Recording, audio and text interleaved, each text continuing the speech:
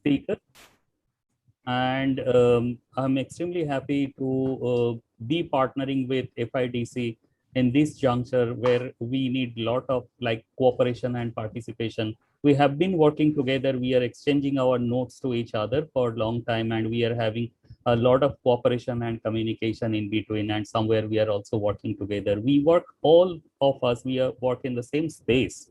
So this is the one of this initiative between us. I mean, others are also on the way to bring both of the sides together, to the demand side, the supply side, everything together. And we thought that let us bring together, let us understand each other, because once we understand in a better way, then we can take our initiatives together further.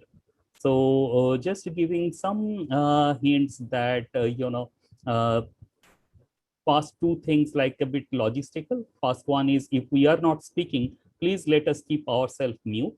Second thing, to the speakers and dignitaries, that please, if it would be better if you keep your deliberations within time. So it is around 5 minutes each.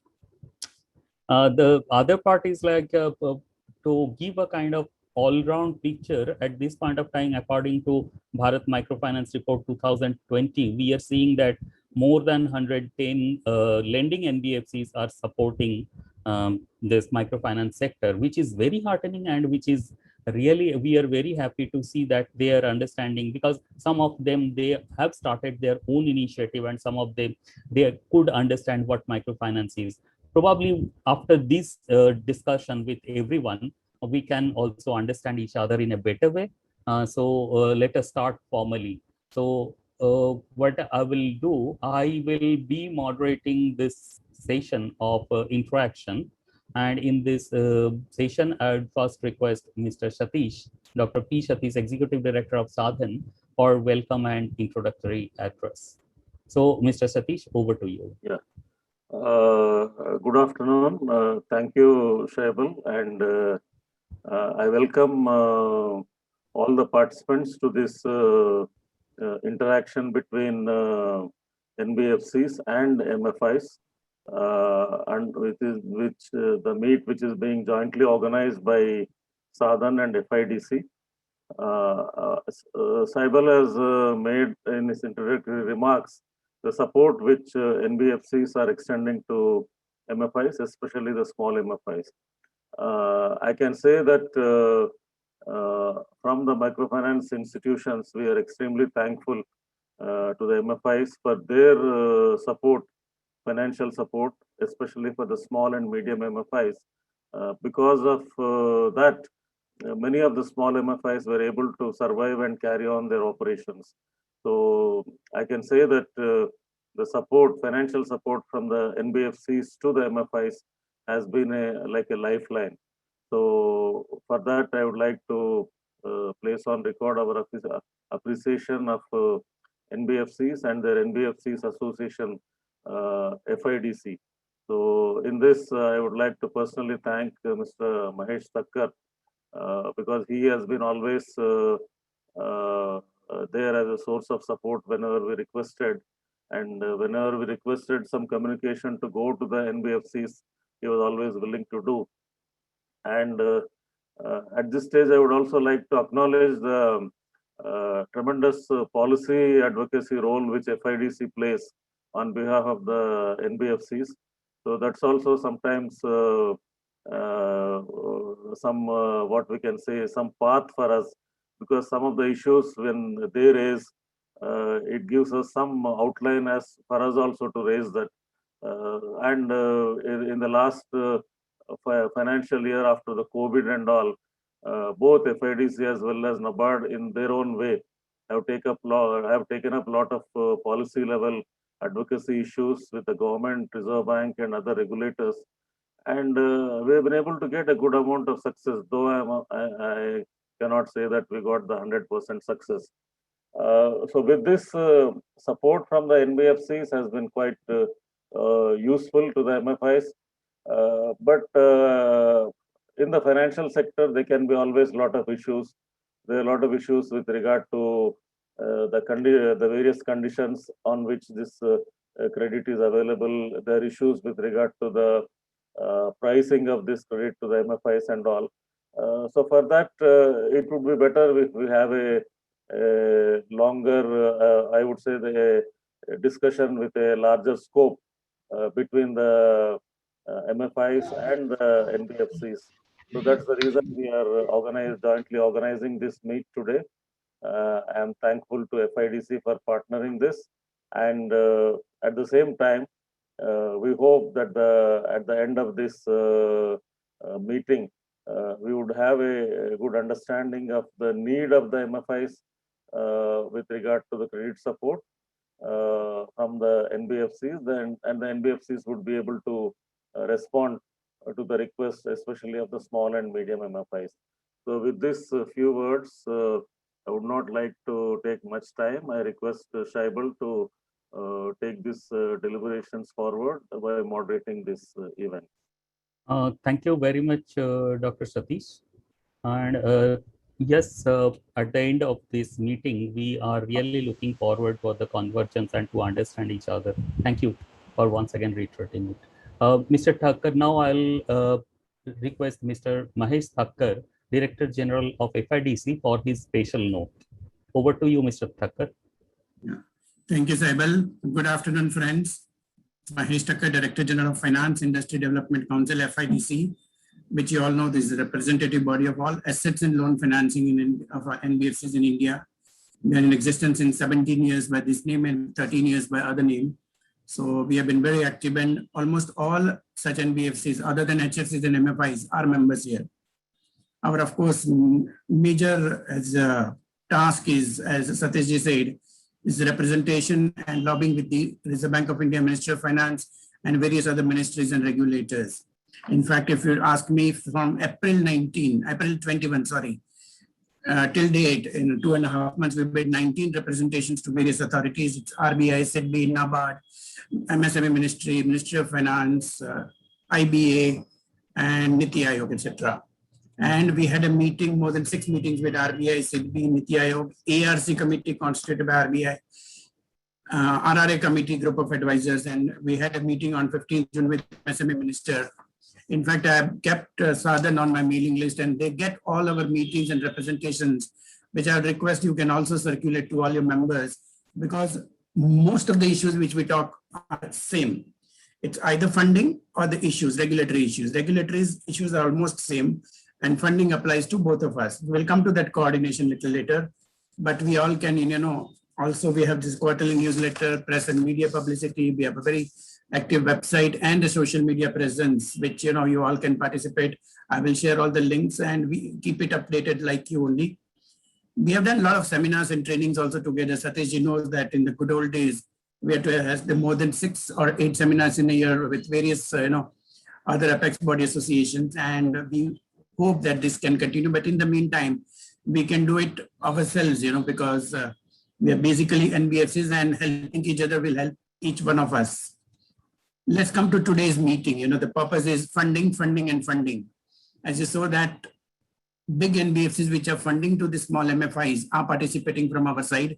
We have not invited the gamut of those 150 members or 300 members from our side. Only the members who are actually funding to the MFI sectors have been invited today, so that we can have a meaningful discussion in the first phase. We have represented to Reserve Bank and SEBI about these funding issues. It can be to the NBFCs or the MFIs. Some 1 or 2 new things which are likely to emerge is the separate refinance institution for NBFCs, including MFIs. Second is rating to be down. You can't do away with rating all the times, but 1 notch downwards, and still the funds can be available. We have represented to RBI, SEBI, and other people. They are working on it. One more issue we have taken up is the double intermediation. So, for example, banks are shying away to give it to the NBFCs or MFIs, but banks give it to the big NBFCs, and big NBFCs give it to the MFIs. So the double intermediation is there going on, but it can be structured, it can be formalized in some manner, so that a regular and consistent flow of funds is available to small NBFCs and small MFIs. A note has been prepared by us and sent to SEBI, which I can share it later, and this will go a long way. We need to agree to each other. All the members of funding, the MFIs are present here, on the terms, the eligibility criteria, the paperwork, the speed of implementation, interest rates, and various other issues, and of course the technological issues. So this coordination meeting will go a long way in working together. Other coordination among us, as I said, is between us is the sharing each other and endorsing each other's representations wherever it applies to both the parties. Seminars and training we share, data sharing is the one. And for all these purposes, if we want, we can next 3 months we can target and have a MOU between Sadhan and FIDC for coordinating this work so that it benefits all the members, your members and my members. And of course, as you know from my side, FIDC side, there are KV Srinivasan, our representation committee chairman is present. The members from Mass Financial, Vibrity Capital, Kinara Capital, Hinduja Leland, and 4 other NBFCs are going to reply to your queries and suggestions. And we're looking forward to a very great and fruitful dialogue here. And we will carry it on as much as required further in the times to come. Thanks again, Sadhan, for initiating this. And welcome, all of you. Thank you. Thank you, Mr. Thakkar. You have actually brought a lot of issues which we need to discuss in this meeting. Thank you for setting up the tone of the meeting. So at this point of time, I would take it a bit forward, and I would like to understand from the perspective of microfinance institutions that how the journey has been, where lies the challenges, and how can we work together. Definitely some regulatory issues, sometimes there's rating issues, sometimes some other issues. So this is all of us, we are actually the insider of the game, the insider of the industry. So I'd request all of our dignitaries, the speakers, please do open up, and then only we can bring up something meaningful. Otherwise, it happens that we bring together people and they don't talk about the issues, and at the end of the meeting, we don't come up with something. Let us do that one. Let us actually speak about the issues. So in order to understand the perspective of the microfinance sector, I would like to request Mr. Vivek Tiwari, MD and CEO Satya Micro Capital Limited, to speak on the things and give us some perspective from that how has it been, what's your journey, and where lies the challenges, and how can we take it forward. So Vivek, it's 5 minutes for you. Thank you so much, Sebalji. Definitely, it's a great evening when Sadhan and FIDC has given this opportunity, and most of the small and medium MFIs of the country, they are watching this show with lots of hope. As a new age microfinance institution, we are almost 4.5 years now. And in 4.5 years, we have traveled our journey from small to medium to large category. And luckily, I was benefited with my own experience in the sector and relationship in the sector, whatever trust, credibility, and learning I was having from the sector.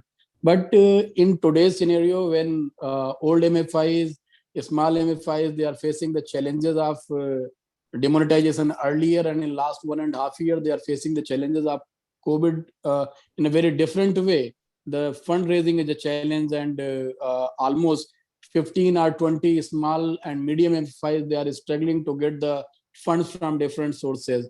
With the multiple regulations and with the different expectations from the central bank and other stakeholders, I think to operate in the microfinance space, that is one of the biggest challenge when as a sector which is working for the people at the bottom of pyramid, expectations from the that particular segment is interest rate and operating cost and early days challenges, that is one.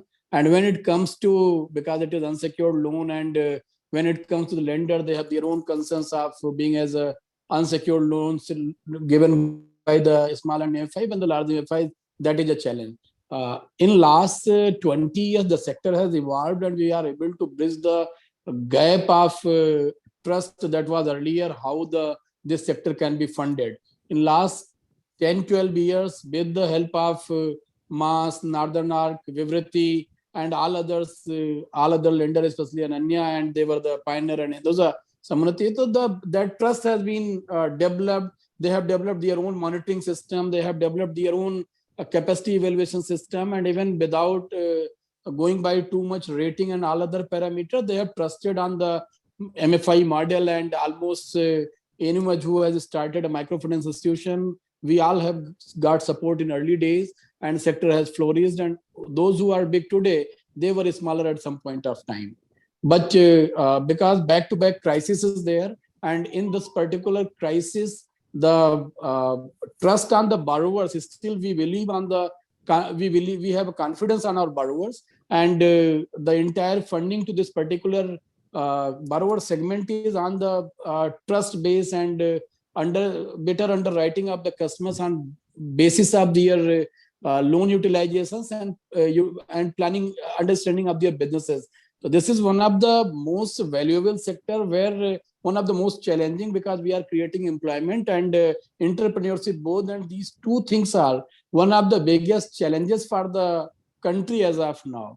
And only definitely the microfinance sector, I cannot say only, but we are able to address it up to certain level, and our contribution, direct and indirect, to the country GTB, definitely that will be a huge. And if we go by the learnings of Bangladesh, their success, behind their success, I can say that the success of microfinance institutions in Bangladesh, that is playing a significant role in the economical upliftment of Bangladesh. So the challenges, what maybe there are, the two things they are very prominent for this sector or any lending institution, is that responsible lending and responsible borrowing. And in those shoes, to fit everything in a tight regulation, that becomes sometimes very much challenging.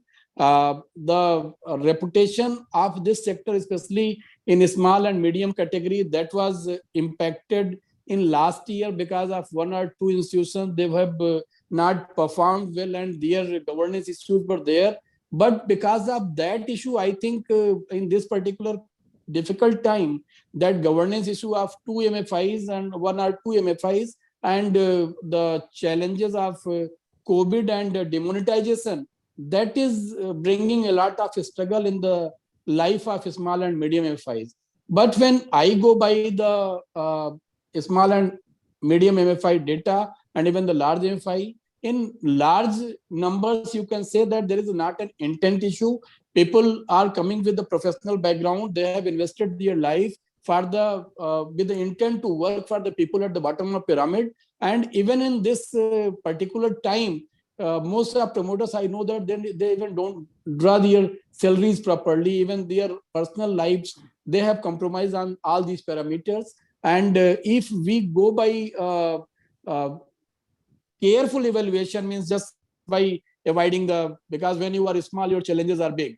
The challenges of rating, the challenges of IT system, the challenges of hiring good team, these are the key challenges. And it's just like egg and chicken story, which investment should be earlier.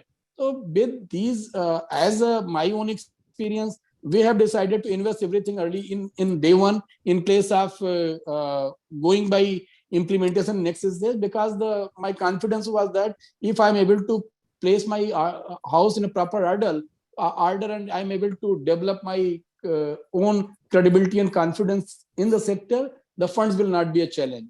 But I know the struggles of the small and medium MFIs and early age promoters. They have, when they are coming to the sector, they are coming with emotion. They are having limited their own cash flows, but they have intent to serve. Their intent is to create an employment and empowerment both. So for majority of the population, intent is not issue either for the customers and either from the category, either from the NBFC institutions. It's just about matter of time. Means the crisis has hit it back to back, and that's why many institutions are struggling as of now. But opportunities are big. Even from the NBFC space, I am hearing that more than 100 NBFCs are serving to the sector. They are lending to the institutions, but their priorities are also only large institutions or mid-sized institutions. Those who are having capital adequacy is the key, I think, as of now, and the small and medium, they are struggling with their capital adequacy norm and rating and grading and all these challenges. But intent is not a challenge. Their capacity is not a challenge. And if all these from the NBFC sector, if we create some model of some more vigilance, some more monitoring on the ground, I think funds will not be a challenge. The opportunities are big. Those players are locally based. They are having the local knowledge. And when it comes to the repayment behavior and all these things, their local knowledge is reflected in terms of their MIS. I'm observing that even the small and medium MFIs, they are having better repayment rates in this particular crisis than the big ones in many parts. So my personal feel is that there is a big opportunity, and for the institutions and for the lenders both, and we should utilize that. It is just the bridging up the gap of the confidence that has been saved because of one or two crises, because of the crisis and one or two incidences in the sector. We can come together, we can discuss a lot, and we can find a way to fund these institutions. And it is a service of the nation, it is service of the country, community, both, and we all can find a proper way to serve the nation. That is from my side. Thank you so much.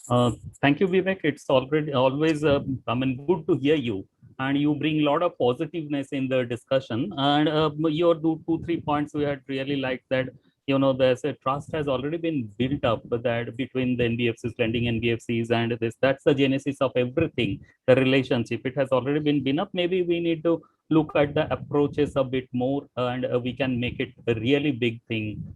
Yeah, thank you very much. Now I will be looking forward to hear from Mr. Bikendrajit Koijam, and he is MD from YVU. He is representing Northeast part of our country.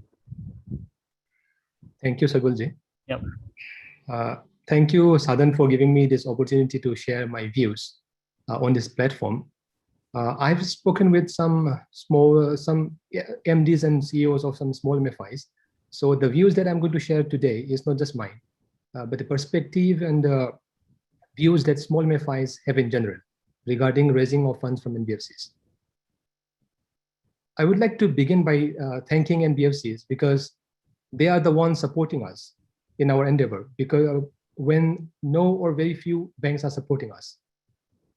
I believe most, if not all, small and medium MFIs have NBFCs as major lenders. For YVU, 82% of our borrowings is from NBFCs. Though we are very thankful to NBFCs, we feel that we also have some issues that we want to put across to the NBFCs. Let's talk about the cost of fund first. For YVU, the highest that we have borrowed was 15.5% rate of interest. But if we take into consideration the processing fee, the rate of interest, the opportunity cost of putting in the cash collateral, the effective cost to the company came as high as 19.63%. But for other NBFC lenders, this cost ranges from 17% to 18%. Please note that this cost, which I just mentioned, does not include the cost of obtaining the CA certificate. Every year we incur huge expenses, which runs into lakhs of rupees, just for obtaining this CA certificate, which we have to submit to the lenders every quarter. Some lenders even charged us for performing due diligence over and above the 1% processing fee that they charge. Few lenders, their stamp duty for execution of loan agreement was as high as 75,000 for a loan amount of 3 crore. So there is over and above other charges. On the other hand, when we lend, our regulator has kept the lending rate. Currently, it is at 21.48%. So on lighter note, we feel that we are being squeezed from both sides. My request or suggestion, which I want to put across to the lenders, is to please consider all this cost that we incur and reduce this cost. Some cost like certification cost could be reduced if the lenders agree to a common format. for some of the certificates. I also request the lenders to reduce the frequency for submitting of these certificates to at least half yearly or yearly basis. Because to do this on quarterly basis, we have to incur huge cash outflow. I also request lenders to devise means of reducing this stamp duty charges, because when we borrow from some other lenders, we have to pay just about 900 or 1,200 for the same amount, where we have to pay 75,000 rupees. So there's a huge difference in that amount. So I would request lenders to devise a means with which this stamp duty charges could be reduced. Another major issue which sometimes make me lose my sleep is this personal guarantee. It is not that I don't have faith in my ability to run my company. It is the vulnerability to the black swan events which are beyond our control. For example, this Andhra crisis or Assam microfinance crisis or this pandemic. Frankly speaking, my personal net worth is in negative, that too in crores, if we take into consideration the liability side of my personal guarantee that I have offered for raising funds for my company. In that sense, I am a crorepati, but in a negative crorepati in that sense. So that is in the lighter note. But I believe that most of my colleagues from other companies, especially small and medium MFIs, would echo the same feeling. So everyone, the lenders, the borrowers, we know that, God forbid, if such a black swan event happens, no lender will be able to fully recover from the guarantor, because most of us do not have that much net worth to cover the liability. So my request to the lenders, to the NBFCs, is to do away with this personal guarantee and grant us this invaluable gift of having a good night's sleep. Another major problem is the short loan tenure. Most NBFCs have loan tenure of 12 months to 24 months. So I wish and hope that my fellow colleagues do not have to borrow a fund which is for 12 months. But we had to, because due to the need of fund, we had to borrow funds with tenure of just 12 months. I understand that the lender must have analyzed the microfinance loan portfolio and found that a good chunk of our portfolio has 12 months tenure. So there is no harm in lending to the MFI for 12 months. But please consider other factors like time cost. Lesser tenure also increases the effective cost of fund. My request to the lender is to have a minimum loan tenure of 24 months. That is my request. And let me now come down to cash collateral part. Since we have to provide cash collateral of 10% for all our borrowings, for small MFIs like us, we have come across situations where the amount of cash collateral that we have offered is almost the same as the paid-up capital. So what happens is that when we try and raise fund from institutions like Mudra or NABARD, the refinance agencies, we are not left with much of freehold loan portfolio. So there we find it very difficult to raise fund. So my request here to the lenders is to restrict the cash collateral to 5%, so that there is room for us to create this freehold loan portfolio. And since Saibulji had said earlier that I also represent from the Northeast, so I would like to mention just a specific issue that I think that the Northeastern MFIs face. Most recently, that I had spoken with, just after the microfinance crisis in Assam, most lenders have this perception that if something wrong is happening in Assam, the whole of the Northeastern states are going to go through the same crisis. So Assam is made equal to Northeastern region. So and we face difficulties in raising funds. When there was a microfinance crisis in Upper Assam, we do have some portfolio, about 10% in Assam, but no exposure. We didn't have any exposure in Upper Assam. So in that case also, we faced some difficulties because the lenders were of the view that these issues could percolate to other states. Here, I would like to request the lenders to not have such views about these MFIs in the Northeastern region. And I hope that the lending institutions would consider this request. I have made an act on them positively. Thank you. Thank you. Thank you very much, Bikandrajit. It was very candid discussion from your end. And you were mainly talking about the cost structure and the loan tenure and the collateral side. And you also brought the perspective of Northeast. Thank you very much. It was good to hear you. So now my third speaker to understand the perspective of microfinance sector is Dr. Akhil Ahmed Khan, MD, Mitrata Inclusive Service. Thank Akhil, you, over to you. Thank you, Dr. Paul. I'll make sure I'm within time. I think echoing what has been said by previous two speakers, I won't be repeating that. But first of all, to thank Sadhan and also all the NBFCs who are here and not here, because as rightly said, without them, small and medium MFIs cannot survive. Mitrata has done its journey from small. Now we have entered into medium as per MFIN.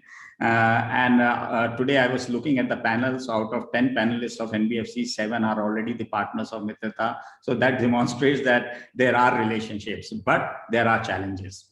And I will be talking about that today and the solutions also. I think that to begin with, for small and medium MFIs, the challenge is of accessibility. How do we get access to these NBFCs? I remember my days when I had to spend a fortune of traveling to Mumbai's and Bangalore's and, visiting every agency, meeting them, introducing. So that was a cost to the company when we had very little operations kind of a thing. So I think accessibility, and in today's time and because of COVID, they're bad, but good things, use of technology, I think the NBFCs has to ensure that accessibility can be ensured, where we can reach out, where we can engage, we can discuss. We are not saying to get the money, but that is something which is very, very important. Second is, of course, is the timely availability of money. When we need the money, the MFI, not when they want to give the money. That is something which is very, very critical, because Q4, there is pressure, take the money, relationships, all kind of discussions happen. We all know it, and we have to take the money, whether we can deploy it or not. We are carrying forward it. We have the interest at which we borrow, the cost of fund. I'm not going to repeat that. But, and with COVID, I mentioned the other day on NABARD meeting also, now the productivity window has reduced to 3 quarters, maybe 2 quarters. I don't know how the environment is building to start disbursing the money from 1st of July. So what is the approach of NBFCs? It has to come out very proactively to MFIs, because if it's a partnership, so I believe it should not be a transactional relationship, it should be a partnership relationship. Right now, it's very transactional in nature. Money given, guarantees given, sleepless nights, all of us has that, negative earth, and it's about paying at time. Third thing is very important is that, not to pull back in distress time. We saw what happened in COVID 1.0. There is already a fear of COVID 2.2, whether the money will come or not. The money is there, but it's not coming into the circuit. It's not coming into the cycle. So not pulling back, rather building the confidence, creating an ecosystem of positivity and confidence.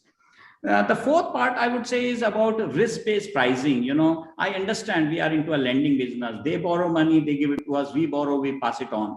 So we are not into any charity or philanthropy business, absolutely well taken. But what is the DNA of a company? What has been the past performance records? How the whole relationship has evolved over a period of time. And that should be taken into consideration while deciding on the pricing, costing, what is the outlook of the regulators on the industry and how it is affecting small and medium MFIs. But same pricing for all, or maybe for the bigger it's cheaper and for the smaller is expensive. That's the way it should. I feel it should be the other way around. It should be cheaper for the smaller ones because we can't afford very expensive debts.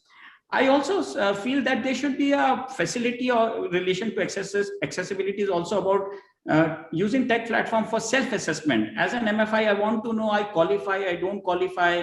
Will I get the debt or not? What will be the quantum of the debt which can be made available? Because every NBFC makes these decisions based on certain data, certain information. Why can't I do that self-assessment? I know my requirement is 70 crores for the year or 50 crores for the year, but I won't be able to get it from 10 NBFCs. I have to go to maybe 25 or 30 NBFCs. So I think those kinds of assessment tools. I must mention here Northern Arc and Vivriti, but because we work with both of them and they have the mandate. They have developed a beautiful platform of uploading the data. They don't ask us data every time. We put it on their platform. The showcasing happens, and they write the loans from their own books, and they mobilize funds for us. So I think all NBFCs, since there is a practice which exists in this fraternity, and Mr. Thakkar is here, it's a lovely model which need to be replicated, because then we don't have to submit data every time, and it's not a starting from the scratch and optimization. So use of technology, and which Northern Arc has and Vivriti both have developed that, and which is very user friendly.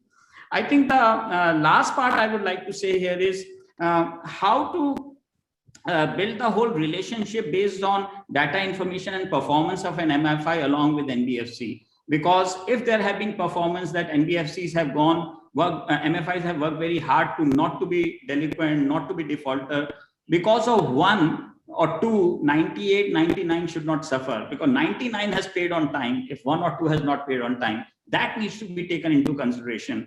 And also incentivize it. Whole industry work on incentive. Why if I am paying on time, I have not taken moratoriums, I have never delayed a payment for a single day, what do I get in return? Not even a letter of appreciation, or not even a mail comes saying, hey guys, you are great partners, you have returned our money well in time. So I think from there to the whole implication of cost, and the whole relationships move from pure transactional and clinical to a partnership model of building the blocks and working together, because I think we are part of the same value chain. Our clients, MFIs, NBFCs, banks, investors, lenders, we are all part of the same value chain. So it has to be a very integrated and inclusive approach rather than very opportunistic and exclusive approach. Thank you very much, Dr. Paul. Thank you very much, Akhil. So a lot of things you have come with this deliberation, that where we are seeing that, during distress time, you should not cool up. It's very important. Second, you need to understand the perspective of the MFIs. Yes, financial should be there, but non-financials also, if you can bring that one, it would be good to understand the institution. Then accessibility and also timely disbursement and understanding the institution, not as like if some other institution is doing some late or something, it is not me who are doing. So it's much more case-to-case basis. Thank you very much. Thank you very much, Akhil. You have taken only 2 minutes extra. You are very much in time. So dignitaries and participants, we are really happy that it's much more in time, although we are a little bit late, like 15 minutes. So at this point of time, I would like to turn this discussion towards understanding of the perspective of the NBFCs. So the challenges are there from this end and support are there from this end. Relationship is already built up, maybe something we have to look at, institution type we have to look up. So now I would request all these NBFC, the speakers, to give us better understanding and also to help us to chalk out some plan in the perspective of policy, in the perspective of operational side, in the perspective of other rating implementation side, all these things, if you can bring to us. And first, if you can make it in 4 or 5 minutes would be very, very good for us to keep it in time. So first I will be requesting Mr. Kamlesh Gandhi, CMD, Mass Financial Services. So over to you, Kamlesh. Thank you so much. And I will tell that this meeting was long due. And it is good that we all are meeting at one forum. And as I look at the screen, I happen to know each one of you mostly and have relationships with many of you. Just to give you a background very briefly, and I'll not cross my time limit, we started funding MFI soon after AP crisis. So that shows the confidence the company has harbored for this sector and what value add this sector can do to the real economy. And I personally feel that a value chain approach is the best approach to serve the informal class of the society. It is not the size of the balance sheets that matters. It is the demographic understanding that matters. And with this belief, we have been partnering with almost more than 50-60 NBFC MFIs of the country since long, and have scaled up our relationships and have strengthened the relationships with almost all of them. And by and large, looking at the torrid times, what we passed through, the conduct of majority of the NBFC MFIs is worth praising, and I would like to extend my congratulations to all of them, the way they have managed themselves through working hard, through bringing in more capital, or maintaining the liquidity in such a manner that they have not defaulted, and thereby keeping our confidence high on the Hello. and keeping the confidence. Can you please, there is a request, logistic request, that if we are not speaking, if we can keep ourselves on mute. Thank you very much. Kamlesh, please carry on. Sorry for this interruption. So that has kept our confidence very high on the sector. And I'm sure that going forward, we will navigate through this situation also very valiantly together. And we remain committed to support this sector. And support will not be the right word. We would like to grow along with this sector and ultimately realize the aim of extending credit where it is due to the most needy class of the society, thereby, which is a big challenge, and in the same way, a very big opportunity also. I have one or two suggestions as a practitioner, which I would like to share with all of you, is that while the conduct of majority of you has been excellent, let us come together to solve the problems where we face funding few of your partner NBFCs or fellow mates, whereby we think that this could be settled talking to them, whereby intentions for repayment should not be a problem, while there can be a genuine problem at the ground level. Because let me share with you as a lender that while we like not to generalize, but lending is a business of confidence. Once you lose confidence in single of the entity which we are lending, that reflects or echoes on our decision for lending even the other NBFCs. And that is true for every lender. It is not only true for NBFCs or banks, but even as NBFC MFIs, if one of your branches is not doing good, you would not like to allocate more of your capital to that branch. So I would earnestly request the forums like Sadhan or MFIN to step in where there are genuine problems. As far as we are concerned, when we find problems on repayment, having put such a faith on the NBFC MFIs whom we have lent, and then we come across some of the events which are not absolutely healthy for us, nor for the industry and not for the other players, because that shakes the confidence and ultimately that restricts the credit flow to this industry. While I would not like to be specific on names, but we all know that where we need to work, and some interaction on that level, that whereby we can bring forth our problems of repayments and where you can act in tandem with us to solve our problems, will go a great way in strengthening our confidence further. While I would reiterate that the majority of them have demonstrated very high level of resilience and very high level of commitment, just few, for whatever reasons it may be, should not spoil the reputation of the sector, thereby restricting the flow of funds to this sector. And once again, I would like to thank all the MFI partners for having partnered with us for such a long time. We look forward for more and more such partnerships with them, and we will extend credit where it is due and do our part in contributing to the goal of extending credit where it is due to the most needed class of this society. Thank you. Thank you very much, Kamlesh, for your, you are looking for the more congruent work in the space of where we are getting challenges.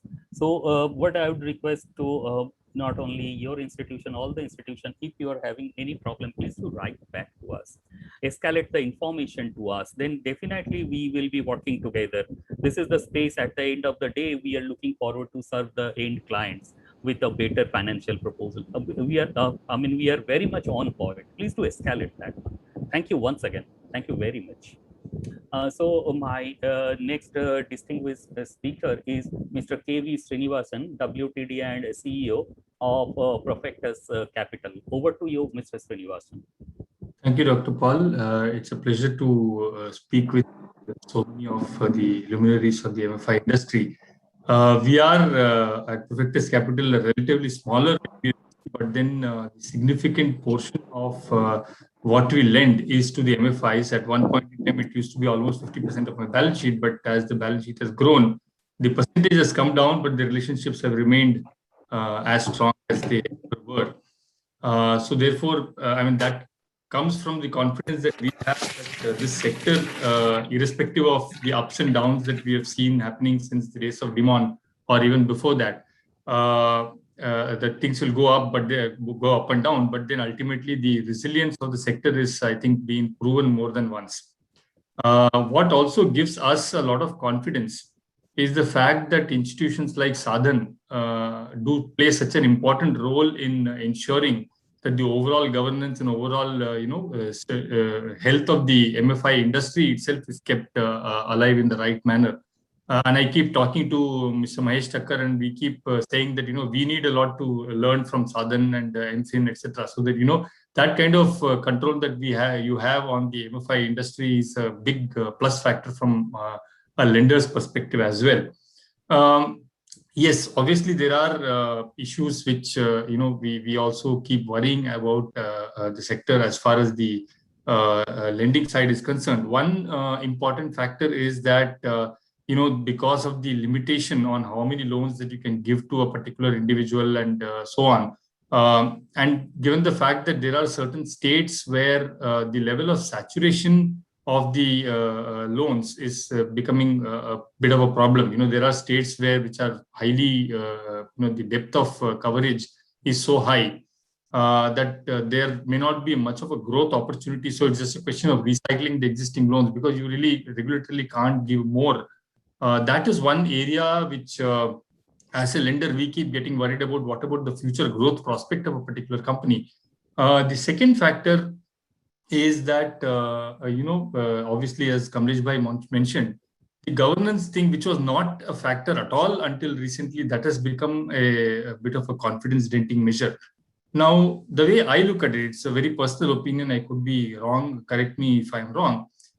Could be that the transparency of what pool of loans is allocated to which lender or hypothecated to which lender is perhaps the root cause of this, because we have seen in certain situations the same pool getting hypothecated to several lenders, and therefore, because it's not a physical asset, so you can't put a tag on it, etc. So that is one area. If as an institution, if Sadhan can figure out some kind of a governance around, this will solve a lot of the sort of lack of confidence that one or two such incidents have actually brought to us. That is the second thing. The third one, of course, is I would say that there is a certain amount of political and other economic related vulnerability that the sector faces. We have seen in the past certain polity, whenever there is an election, we actually keep getting worried about what's going to happen.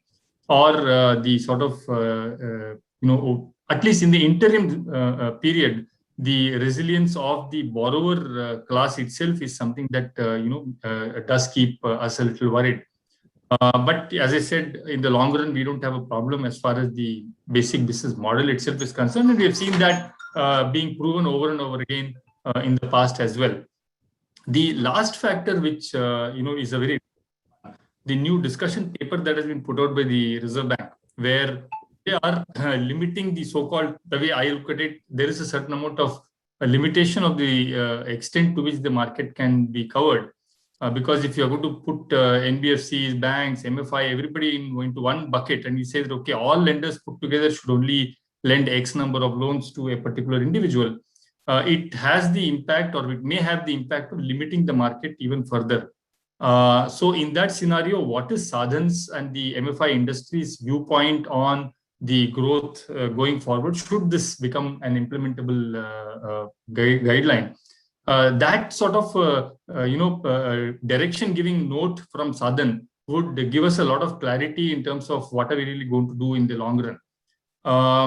Definitely there are points that the speakers raised in regard to the tenure and in regard to the fact that there are rates which are sometimes a little high. In fact, from a lender's perspective, as a lender, I can tell you from Profectus' perspective, we actually seek out the smaller entities.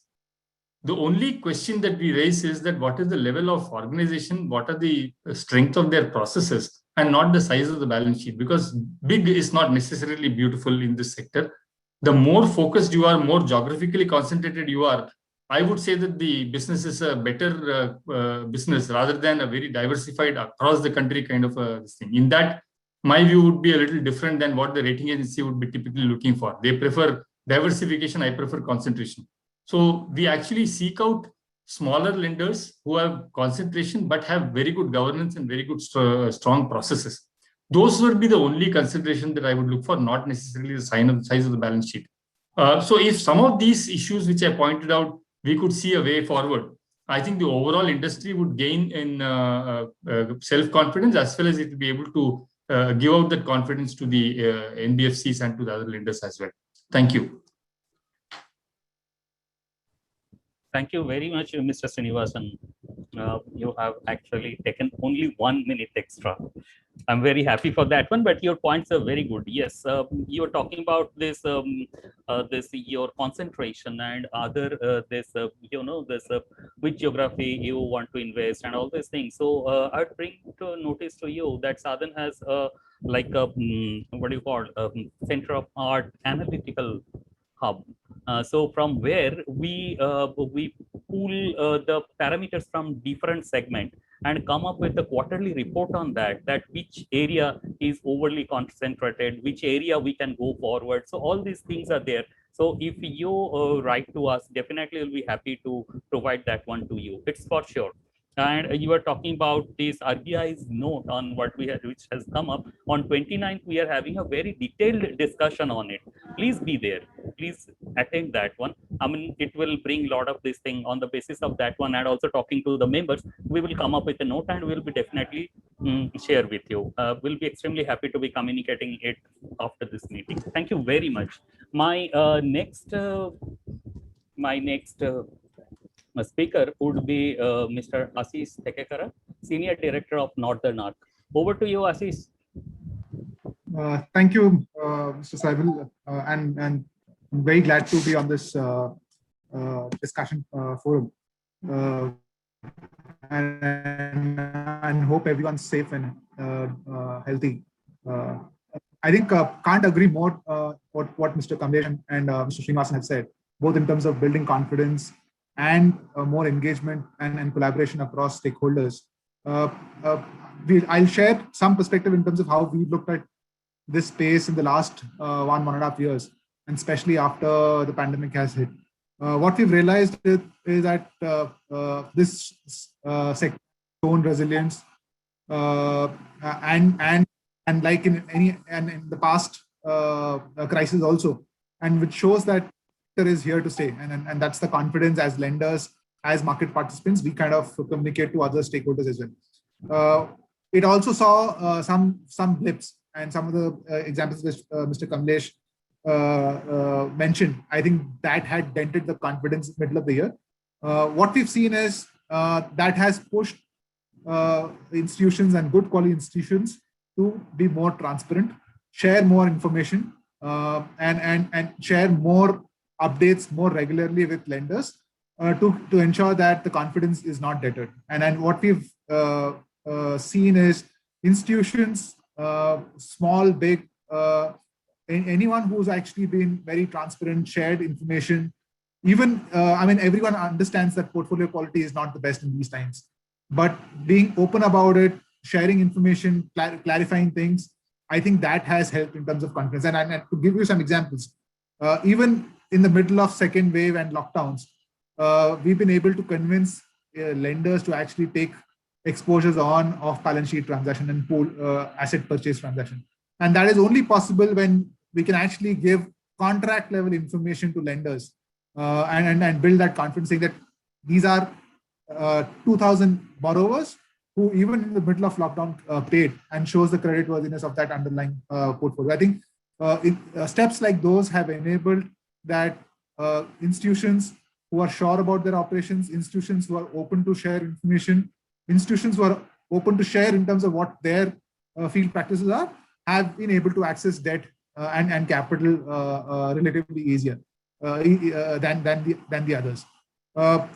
The other important piece and some change which we see that which will stay for long is ensuring that people have enough liquidity and don't run on thin margins. I think it's important that, and we've seen that in the last 2 years, and especially after ILFS, DHFL crisis and the lockdowns and moratorium, that running neck to neck in terms of your collections and disbursements is a risky affair. So maintaining enough cash buffers, ensuring that you have 3 months of visibility of your debt payments, OPEX, even with zero collections. I think that those are prudent steps which we've seen that institutions have taken and builds confidence among the lenders and investors. The other important piece, what we observed and taken and worked with a couple of our portfolio companies, was wherever there were stakeholders, equity stakeholders, both in terms of promoters and shareholders, we've kind of engaged with them and ensured that they show their skin in the game as well. Many a times what we've seen is institutions go back to stakeholders saying that I want debt, but do not show the commitment from their own side. And in a crisis time is where if the key stakeholders, the companies kind of contribute, that also adds to the messaging in trouble times. So having said these 3 things, we personally believe and demonstrated that in the last year that microfinance sector is one of the most vibrant sectors. In fact, just to give some statistics, if financial year 2021 happened to be our biggest year in terms for the sector since inception. So we and not just in terms of lending to the institutions, but also partnering with these institutions to kind of reach out to the last mile consumer through our lending platform called Nimbus. So I think transparency, bringing in skin in the game, and communicating more with all stakeholders on a regular basis will ensure that the confidence of the sector, the perception about the sectors, all these aspects are addressed. And of course, not to forget that consultative sessions like this, getting all stakeholders together, will ensure that we all are on the right progress on the right path for this space. Thank you very much, Ashish. So your whole epicenter of your discussion is basically the transparency and that means a kind of openness between the institutions. Thank you. This is one of the really good parameters where we can make a lot of decisions on the basis of that one. I totally agree with you. My next speaker would be Mr. Parth Sanghani. He is head of treasury of Vivriti Capital. I would also request to people to give us some understanding that many of our colleagues, they have raised the issue of the cost of this borrowing. How can we bring it down? So if these colleagues from this NBFC, lending NBFCs, they can speak out something around it as well. We are very much open to take it forward to different entities jointly or single-handedly with different regulators wherever we do have access. Thank you. Apart from other things, I would also like to hear those things. Thank you.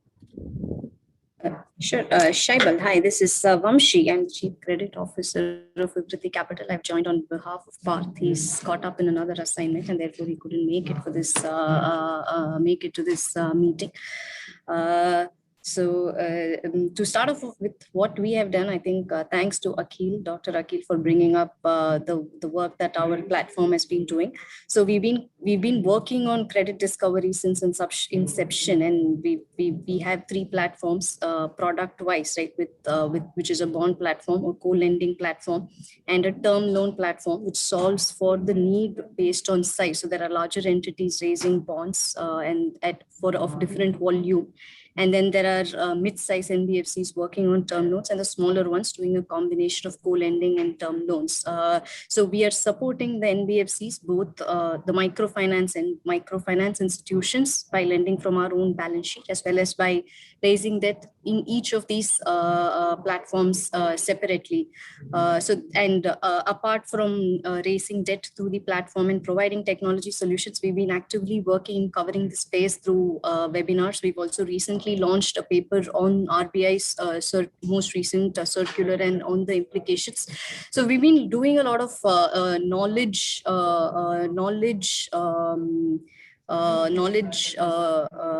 dissemination and building technology solutions to help this or to work and to make accessibility of finance easier for every participant in this space, right? So I think our own product solution is the only way that where I see the cost of funds could become better. Our own co-lending platform is one of the solutions that we've been working with a lot of MFIs, talking to them about, and we see some of the entities in the space or some of the entities that are there on the call. We've been talking to them for co-lending, and they've seen a demo of our platform. So it helps the MFIs as well as the institutions, because of course currently there's a regulatory arbitrage when it comes to co-lending, because or BC partnerships, whichever way it is done, because the rates are not uniform. So that's one way where the NBF's MFI see merit, the smaller MFI specifically, because if it's fully BC, then the interest rate could be slightly differential, which gives them the ability to cover their own operational costs without having to meet the interest rate criteria. So this is something that we've been doing, and at the same time, we are working with institutions, the banks, to see if they will open up for the sector, which will automatically bring the cost of funds down for the institutions. So that's where we are, and I think from what we expect, I'm just echoing whatever has been discussed so far. Governance has been the concern in the space of late, and anything that can be done to address governance, better access or providing more access to lenders, either in the form of data, visits, management, time, whichever format, which gives more confidence to lenders, will help us, the platform, and other institutions in moving quickly towards decision making. Right, yeah, so that's it from me. Thank you. Thank you very much. We could understand that your initiative in the area of technology and bringing your rate of interest down. Okay, good to know. My next speaker is Mr. Kishore Kumar Lodha, CFO of Hinduja Leyland Finance.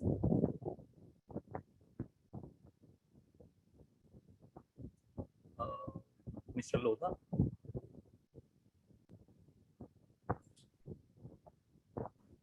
Is there? I doubt whether he's there. In the beginning, he was not there. Now he says join. Just check up. Okay, fine. So let us go to the next speaker, Mr. Gaurav Gupta, MD Ananya Finance. Yeah, thanks. Yeah. I think most of the points have already been covered, but maybe I'll be a little more specific, especially in regard to smaller MFIs, because we have been financing small MFIs. Even today, I think 60% of our MFI institutional borrowers are small MFIs. So even last year, which was a COVID impacted year, in terms of number of borrowers, institutional borrowers to whom we extended loans, 75% had gone to small MFI partners. Yes, I mean, I can only reiterate that confidence has completely been shaken. It's a business of trust, as highlighted by Kamlesh Bhai. What I can probably share is that a little more specific, a few partners, they have given us real-time viewing access to their LMs. So I would request, MFIs present in this room to, consider that. There is no reason why you can't give a lender access to the entire portfolio, the entire term. That will give a lot of confidence. So you can download reports. Gaurav, there is a comment that the voice is echoing. Okay, is it okay now, sir? Now it seems okay. Okay. So, so as I said, most of the points have already been said, so I will not repeat them.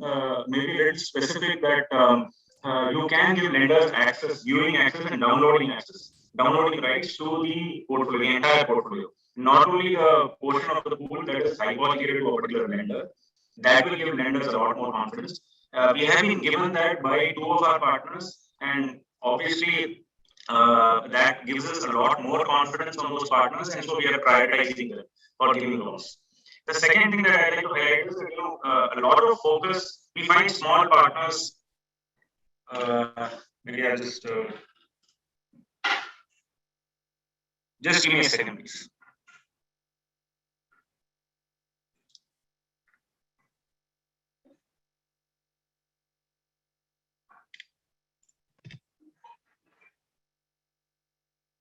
Yeah.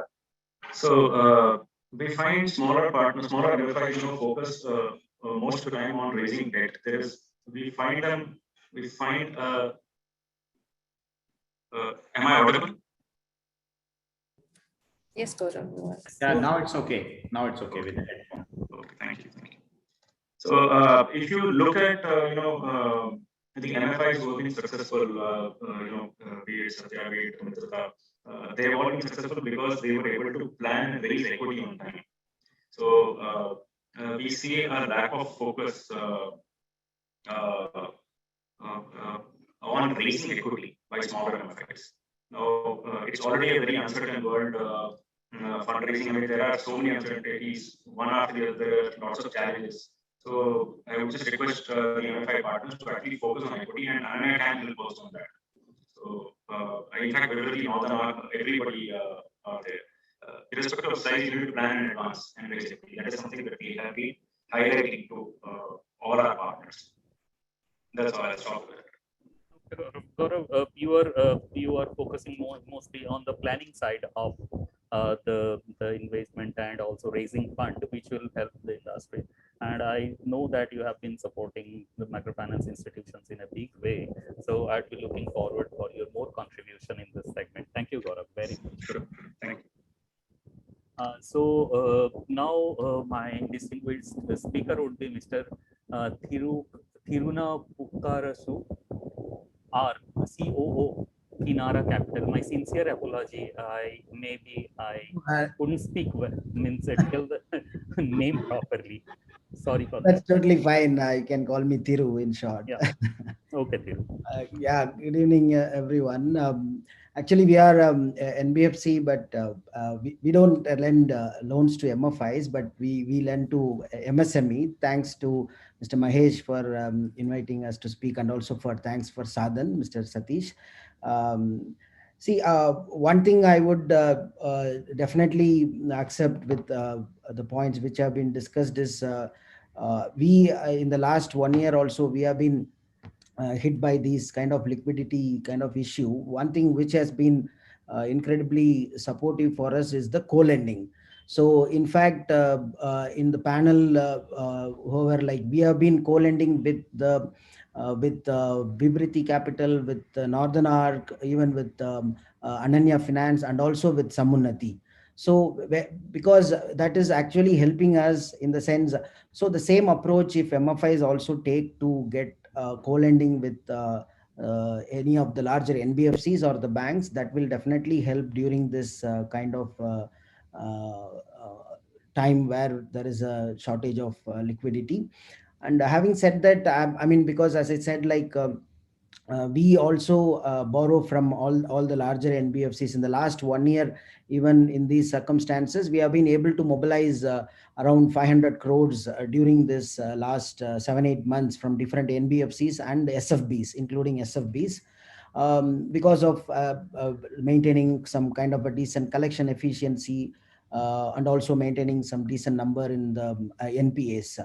So one request from my side to the larger NBFCs is also to look at the book debts, because if everyone wants more than 100% as book debt, like 125 and 150% as a book debt, when I'm talking about the term loan, when this term loan actually requires 100, 125, then in the end we will not be having enough book debt to give it to the NBFCs, or that is one challenge which I would definitely request to consider. And the second thing is also considering the current situation, when the due diligence happens from the larger NBFCs to smaller NBFCs or NBFC MFIs, the GNPA is a very, very comparative number. It's not we cannot, I mean, it's not like any unsecured lender can be compared with the different other lenders, or it's based on different geography, it's based on different customer target segment. But the holistic approach of whether the NBFC is profitable, or what is the actual interest margin, or the kind of risk which is being taken into account when the pricing is placed, so all those things comes into picture. So that's one thing. So how do larger NBFCs can differentiate by viewing people, because under these current circumstances, obviously the NPA would definitely increase. So that is one thing which I would definitely will help in seeing this sector a little bit more closely. And also the tenure, which I think, some of the member already requested, is also about the tenure. Most of it is short term, which will be kind of, because average tenure of the customers, which we whom lend is also important to us. For us, it's around 36 months. So when we get a loan at a 24 months, that will become a little bit of a cash management issue. So all these things is definitely, if we consider, then that will be definitely helpful for NBFCs to get money. But one thing that I will repeat is the co-lending is definitely has helped us during this time, which the other MFIs and NBFC MFIs should definitely explore with larger NBFCs or the banks. That will help in during these times. Thank you, Mr. Saiba. Thank you very much, Thiru. What I could understand from you, you are looking forward, you were talking about the investment structuring and also the raising in different segments, which would be helpful to both of the sides. And yeah, thank you for your deliberation. Thank you for your. Thank you so much. So now my next colleague would be Mr. Hari Rajagopal, VP of Samunnati Financial. Over to you, Hari. Hi, can you hear me? Yeah, Hari. You are audible. Only we are not seeing you. We are seeing your photograph. Okay. So what I'd like to say is, see, as a largely unsecured working capital business loan NBFC, we are also watching the current environment with a fair bit of caution, but also a little bit of optimism. See, because we are exclusively in the agriculture space, Samunnati has been maintaining the flow of working capital to its clients. And it is imperative that we don't hold up the rights to draw down, disburse for our existing clients under any circumstances, because it is critical to the functioning of their business. So one thing that Samunnati has been working is to maintain the flow of its working capital to customers, and therefore maintaining enough liquidity and maintaining some amount of buffer to offer a runway for the next few months is something that we have been working on, and we have been able to maintain that so far. I think going forward, as the economy is unlocking already, we will see some of the credit stress, the stress and asset quality play out, where if you had a blanket moratorium for customers because we were not able to collect the money, I think now the time will come, and actually whether the money is repayable or not, how much restructuring is required, how much refinancing is required, I think those are the assessments we will have to make. On the funding side, we have been working with the banks because 94% of what Samunnati works is considered priority sector lending if done by the banks. And we are working with the banks on approaching our asset classes, and Samunnati can be a partner in helping facilitate origination as well as co-lending along with the banks, because we realize these are going to be the key drivers of liquidity for our customers, because banks would always have much larger balance sheets, and sentiments around lending to NBFCs will always keep fluctuating with market circumstances. So therefore, it is imperative that we leverage the NBFC's channel as a distribution and origination channel for the bank. So that's something we've been doing. It is important that the liquidity is available at the right price, because again, we are seeing and observing a risk aversion and risk pricing by some of the financial institutions. And we think that while there is overall liquidity overhang, there is a risk aversion which is feeding into upward pricing for several originators and issuers. And therefore, the situation is playing out as we speak. And all we can do right now is to help customers overcome immediate short-term liquidity mismatches due to the disruption of various operations, but also on the funding side, ensure that there is enough liquidity both from domestic and international sources, and that pricing is maintained, because if in this time of stress, if NBFCs are forced to pass on additional risk-based pricing to their customers, the customer sustainability will be in danger. So in a way, we will all have to share a little bit of the pain and come out of this situation. So probably this is what a few comments we as Savanati would like to make.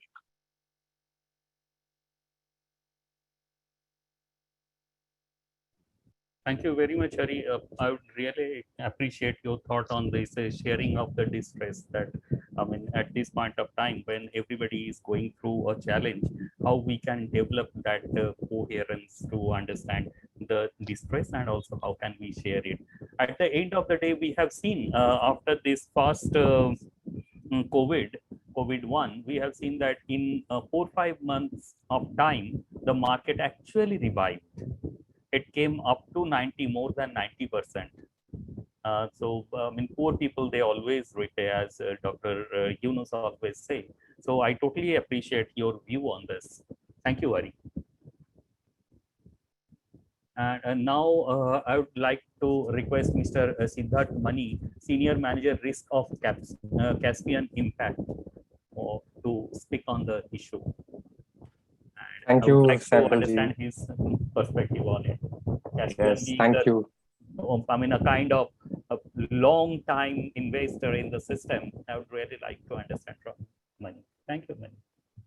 Thank you, Saibal ji, for inviting us. And yes, Caspian has never looked at the microfinance space as an opportunistic play.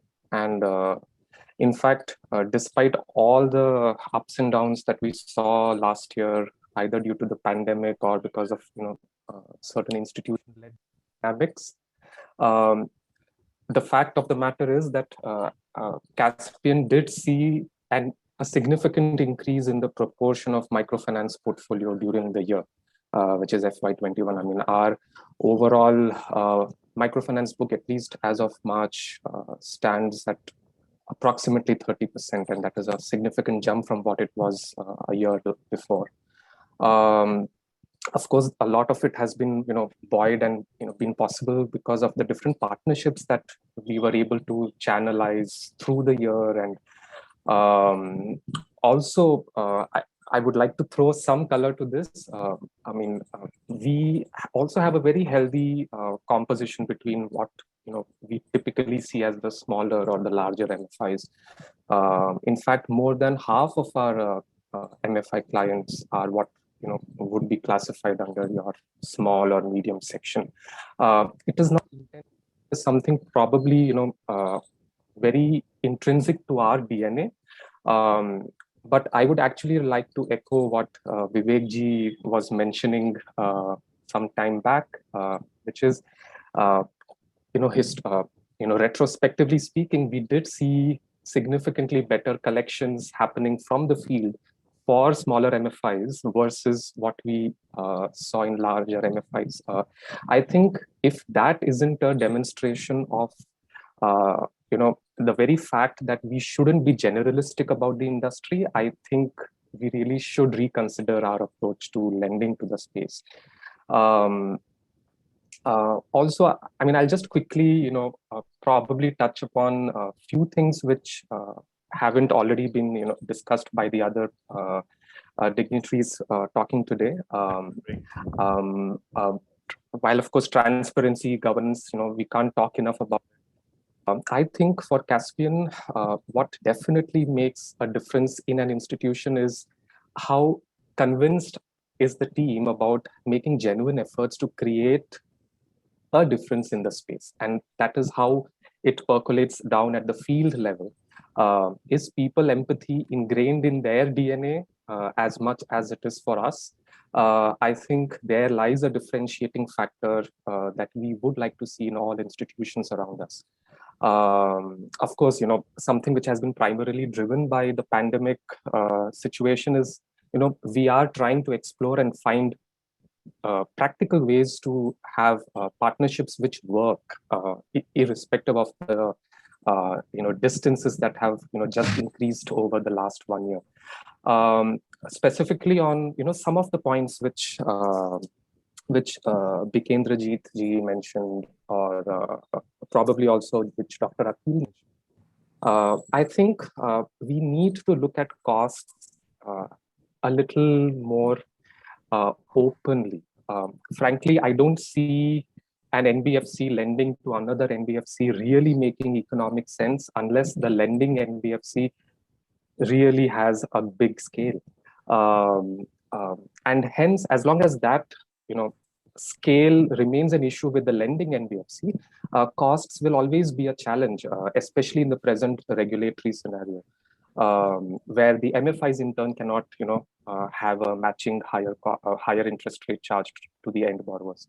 Overall, we believe that the industry itself is poised for a significant change. I mean, we see regulation probably moving towards more inclusiveness than more prescriptive nature as it has developed over the last decade.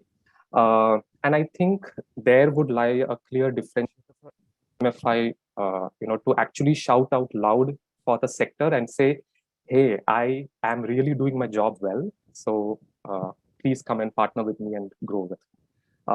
I think that's about it that I would like to share on the topic present.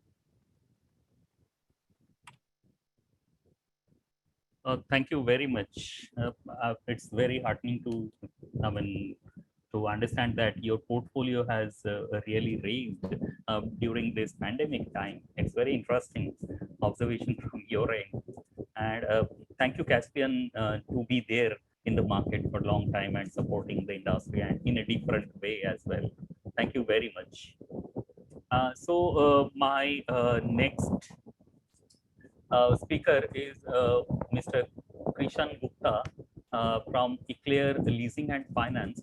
Probably he has to leave this meeting because of some urgency at his home. So if you are there once again, if Krishan, if you can, are you there, Krishan? I got the information you have actually gone out because there is some urgency. Anyway, perfectly fine. So we got a lot of these issues to be working on. There is some Dhobi list which I could understand, which we need to refine over the period of time. It's around very positive thing what most of our speakers they have told, that there is a relationship, there has been a trust factor, it is already there, but we have to look at in a different parameter probably to understand it more. So apart from that, what we could understand that cost structure is one of the important issues, then this other collaterals and also tenure, personal guarantee, accessibility. There is also a request from our end that institutions should not be pulling out during distress, and also timely disbursement, everything. Then governance has come up one of the issues. Yes, we understand and we need to work on it. Then we have also, most of the speakers from NBFC, they have talked about lending NBFC, they have talked about the transparency. Yes, one of the very interesting thing came up with is the planning of fundraising and planning of investment, which is very, very much important. Then your investment structuring, and there is also one of the issues which we have discussed on the sharing of the distress. Thank you very much. So it has to be, we are actually 18 minutes late, but still I would now open it to all of these participants to have a discussion, maybe for next 10 minutes. 7-8 minutes would be better. So participants, it's now open floor to discuss with this lending NBFCs, and also if there is some concern or anything, you can raise. And our NBFC, lending NBFC colleagues, they will be deliberating on it.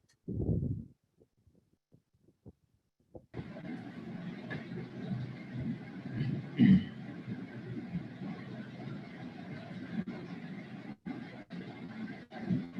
afternoon, Shivalda. Yeah, Animesh, please. This is Animesh Naya representing a small MFI registered under Society Act, Government of West Bengal. We are happy to say that already we are partner of 3 NBFC like Ononna, eClear Leasing and Samunati. But what we are saying last 1 year that the NBFC they are not very interested to lend further to the society like DCBS as it is registered under Society Act except Ononna Finance. My request to all the NBFCs, whether you are doing lending, any kind of lending like TL or partnership, BC arrangement to the society like the small MFIs, the non-profit MFIs. Please say something about the non-profit MFIs. Okay, I think what he is trying to tell that the support system from lending NBFC to the not-for-profit entities.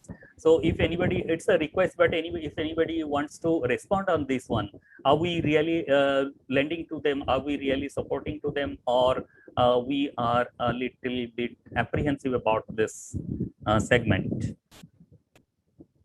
Anybody from lending NBFC side?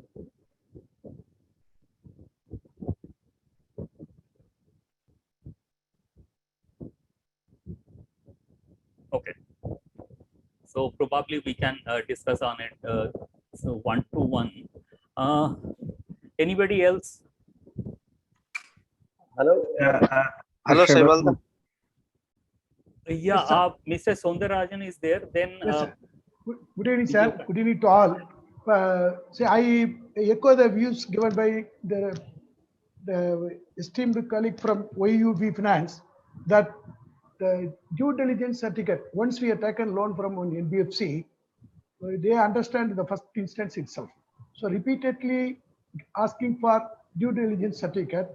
Also, the book debt statement duly certified by the auditor for every quarter.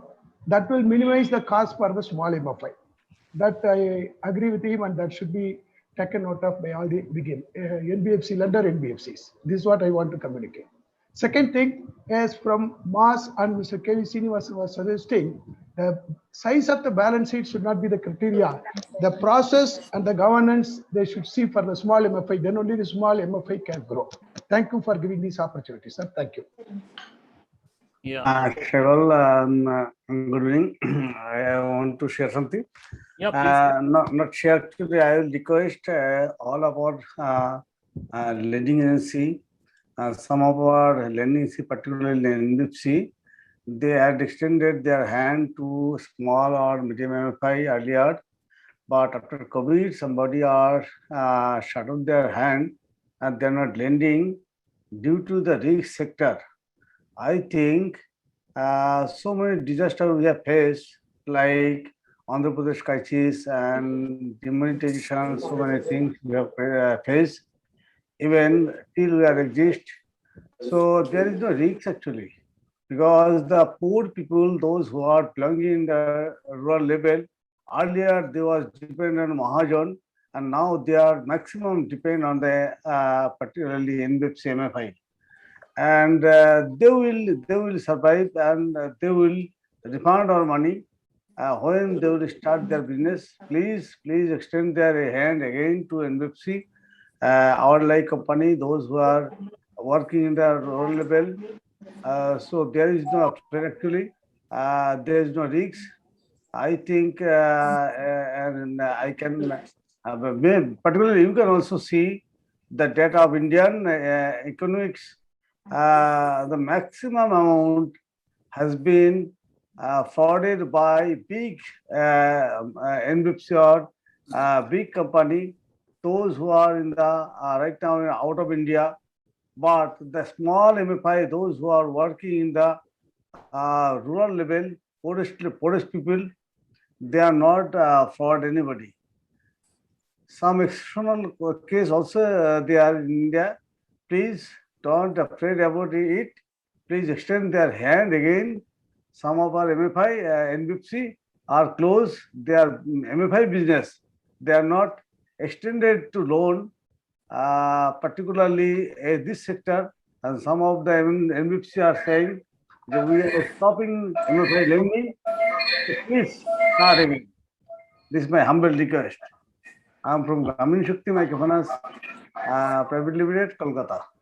Connection number. Thank you. Thank you all. Thank you very much. Thank you very much that you have put this request to all of our colleagues who are representing lending MFIs. Hello, Saibul. Saibul ji. Ji, yes, please. Narendra, I am Narendra from Osapi.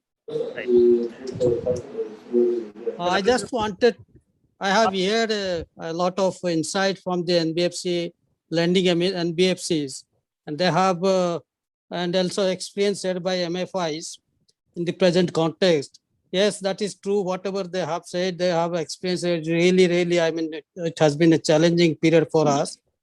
The smaller MFIs in Odisha specifically, we have got 8 to 10 of them. And they are really struggling.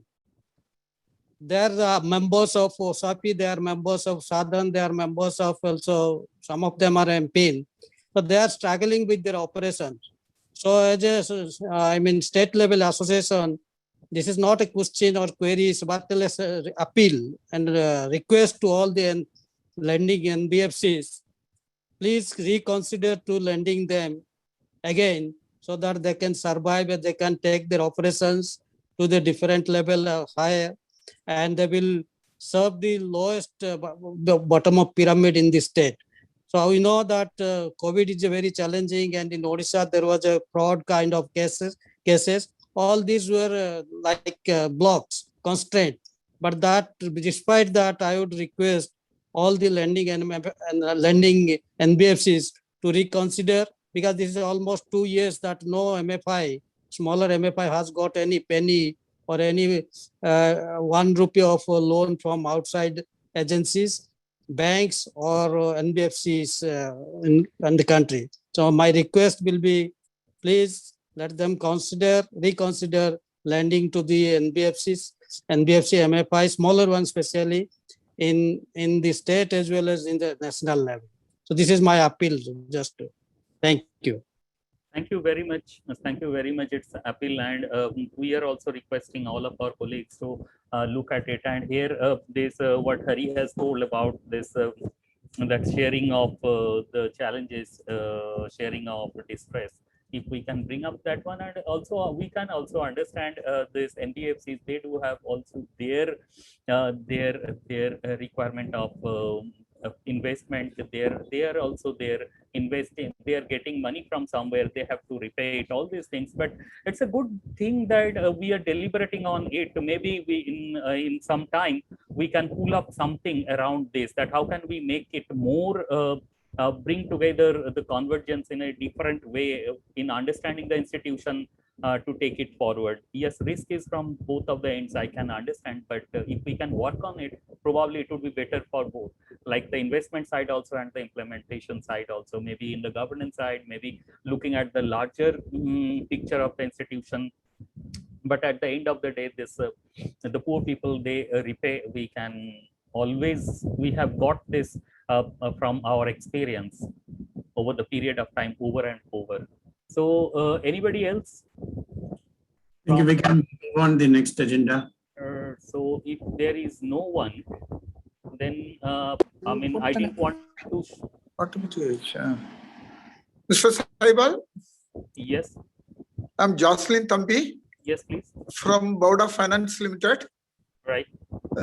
First of all, I should thank Sadhan to organize this workshop. Through this, I get a chance to understand so many NBFCs lending practices, and majority of them are explained that they are transparency, equity, co-financing. If it is so, I think Bauda is happy to associate with them. Some of the NBFCs we are associating with them, Samunadi, then eClear, Cashfin also we have sent a proposal. Then Ananya we have sent the proposal because of Corona. It's delayed. I think it will be very helpful more than through these participants also. We have sent more than 6 NBFCs proposals were pending, and it will be very helpful if you could arrange it. The lenders also should be positive, because even moratorium has fixed by RBI. We didn't stop repaying the loan. 100% repayment was there, and moreover, the need is so high. We are having 7 lakh member base, but around 80,000 people we are able to give. Our model is entirely different model. Self-help group model, the peer pressure group is there.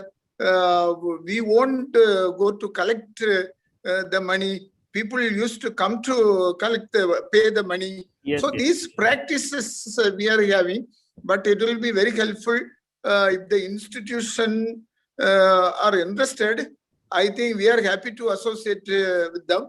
Now the portfolio is only 100 crore.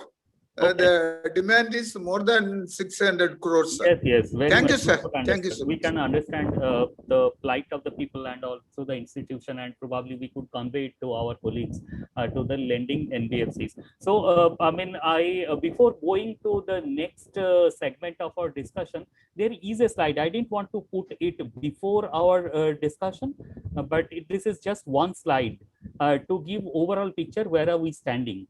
So, Sandeep, if you can put that slide on. It may have influenced the whole discussion, so I didn't want to put it. So, if you can make it a full full screen, yeah, this is where we are actually standing. So, this is self-explanatory that over the period of time, where are we standing? So, at this point of time, the total it's a data on last year's up to March. This is Bharat Microfinance 2020. We are collecting the data of 2021, but this is where we are standing. So there is a shift of the NBFC lending NBFCs from the small, I mean the bigger one. In 2017-18 we were seeing 16 institutions being supported, MFI being supported. Now it is 25.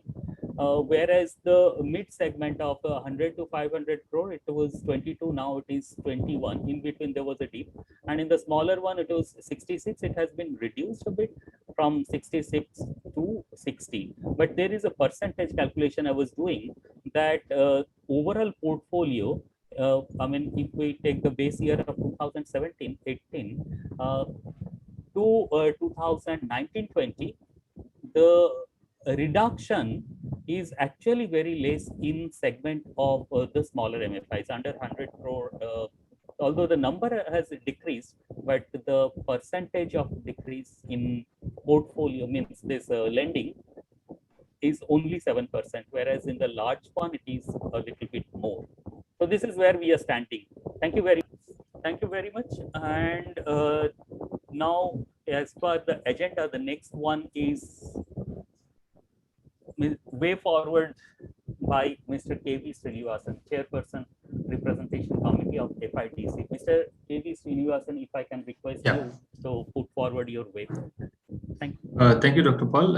I mean, obviously, it's we are towards the end of the session, and this session has been quite a productive one or a fruitful one, because all the issues that we had on hand have been discussed. Now, I would like to highlight a few points. I think obviously, some of the points in terms of the margins and in terms of the auditor certificates being relaxed and all that are very well placed. I think as an industry, certainly we would also like to debate amongst our members and see what we can do best on that. because the idea is to improve governance and not improve the pain. I think that's the most important factor. And so definitely we would like to deliberate on that and see what we can really do. But I think, to the larger point of NBFC shying away, so-called shying away from lending to MFIs, and the slide that you put up, as I was saying, the so-called risk aversion from NBFC side towards the MFI sector, or for that matter, the slide that you put up now, showing the overall dip in the disbursement from NBFCs to MFIs. Let's understand the context also, because if you really look at post-IRNFS, the flow of funds to the NBFC sector itself has come to a fairly, decelerating pace. Now, and that is effectively reflected in the NBFC's ability to lend to the MFI sector as well. And I can tell you from the credit bureau data, which I look at on a very quarterly basis, 2018-19, 2019-20, 2020-21. Between these 3 years, every year or every quarter, there has been a 30% reduction in the fresh sanctions made by NBFCs on an overall basis. And if you leave out the unsecured lending or the consumer lending kind of portfolios, the actual industrial lending and lending to MFIs, etc., has actually crashed by more than 40%. Because the funds availability with the NBFCs themselves are shrunk, and many of them actually shrunk their book also. Therefore, the so-called aversion to lending to MFIs is a corollary it's an inability to lend rather than unwillingness to lend. So this is one very important factor. And I think overall, it does stem from the overall risk aversion from the banking system to lend to the NBFCs, which is getting cascaded down to the MFI sector as well. So as an association, FIDC has been advocating this whole concept of moving away from banking over-dependence. What we are saying is that there must be alternatives to be found for the NBFCs and MFIs to raise money outside the banking systems. Number one being better rules and regulations as far as private placement of NCDs, better ways of doing, some kind of a risk-enhanced debentures. The third factor is a more vibrant securitization kind of a market, but most importantly, a very robust refinancing mechanism, which will add as an additional source of fund for NBFCs and MFIs. Yes, there was some amount of success which the MFIs saw from the Mudra schemes, but frankly, did it leave a lot to be desired? The answer is very clearly yes.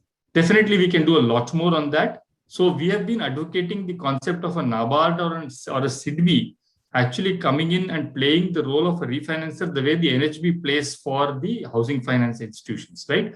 Because the faster and more we move away from the over-dependence on banking system and diversify our source of funding, the kind of a seasonal or a cyclical fluctuations in the flow of funds can be addressed to a fair extent. So then this kind of uncertainty will be taken care of. And we have been working with the RBI, with the Ministry of Finance and all of that in trying to create, and even to SEBI, for instance, to create a more deeper and wider finance market for us. It would be a great pleasure if Sadhan could also, work along with FIDC and take this one particular issue forward. If I have to pick out one issue that is facing the MFI or the NBFC industry, it is this. So I think that's broadly what I had to say, and it will be wonderful if we could partner with Sadhan on this. Yeah, I mean, really at the end of the day, I mean, from your deliberation, we could see a ray of hope in the overall discussion that how can we go forward, and where are the challenges basically, the bottleneck is especially the source of the NBFCs themselves. So it is not intentional, probably it is a space where we are working. Yep. Thank you very much. Thank you very much. So now I would request Mr. P. Satish to put forward his concluding remarks and formal vote. Thanks, Saibal. Over to you. Mahesh Bhai, would you like to add anything in the end? Nothing really. It went off very well. I think this is the beginning, I hope that if the physical meetings were possible between, in the last quarter of this financial year, we can plan the physical meetings in 2-3 parts of the country where we have the full day agenda on a discussion on this, as well as B2B meetings between MFIs and NBFCs, maybe in Bombay, Delhi, one in Northeast. Maybe in January to March, we can plan that jointly together, and that will pave the great way ahead. Thank you. Yep, totally agree. Thank you, Mr. Thakkar. So, thanks everyone for an active participation, and I think it has been a very fruitful interaction for all of us from the MFI side and from the NBFC side. And from the MFIs, our able and young representatives were able to articulate very well the issues the small MFIs are facing. And from the NBFC side, we had a wide range of responses, interaction, and I am very much heartened by the very positive response from Mr. Srinivasan's side on many issues, because he particularly said that for many of the MFIs, even now, many of the NBFCs which are funding MFIs, they still consider small is beautiful, and they are not bothered about looking at only the big institution. That's quite a heartening thing for us. And also he has articulated some of the issues which the one issue with regard to easier and more smoother refinance for the NBFCs and MFIs from the refinancing agencies. That is something I think jointly FIDC as well as Sadhan we can take up. And many issues have been raised, yes, from the NBFC side as to what they look for, like the governance, risk management practices, better systems and all. So these are some things which we will impress upon our member institutions also, that they will have to take care of these things if they have to attract higher funding. And at the same time, I think both of us, FIDC as well as Sadhan, should persist with refinancing agencies like SIDBI, Mudra and NABARD for greater funds flow to the section, I think, to the sector. We can all work together, and I'm sure that with such a positive response from Mr. Mahesh Thakkar as well as Srinivasan, both our organizations can go ahead and do a lot for the sector. With these words, we have spent... I will just, please. Satish ji, if you don't mind, suggest is Sadhan can give a chart or a table, where we get the columns, MFI's concern and NBFC's response today, without giving names of the companies, and that gap, because working together is a win-win situation for all. Certainly, Shaibal, I think this is a good suggestion. Immediately we will work on this based on whatever notes we have made, and also our recording is also there. We can put both these together. So that we can share it with them, and we can get a we can do work, because we don't want to end this workshop just like a talking shop without some outcomes. So we'll certainly do that. So I thank all of you for taking this time, and nearly we are nearing 5 o'clock. That means 2 hours we have spent, whereas we have planned only for 1.5 hours. That itself shows the interest with the discussions are generated. So thank you, and I also thank all our Sadhan team for working on this and making this possible. Thank you, one and all. Thank you. Thank you from our side. Thank you, sir. Thank you, Mr. Thakkar. Thank you. Thank you. Thanks to the whole Sadhan team. Thank you. Thank you, Sadhan team. Thank you. Thank you very much. Let's continue to do the good work. Shavalda.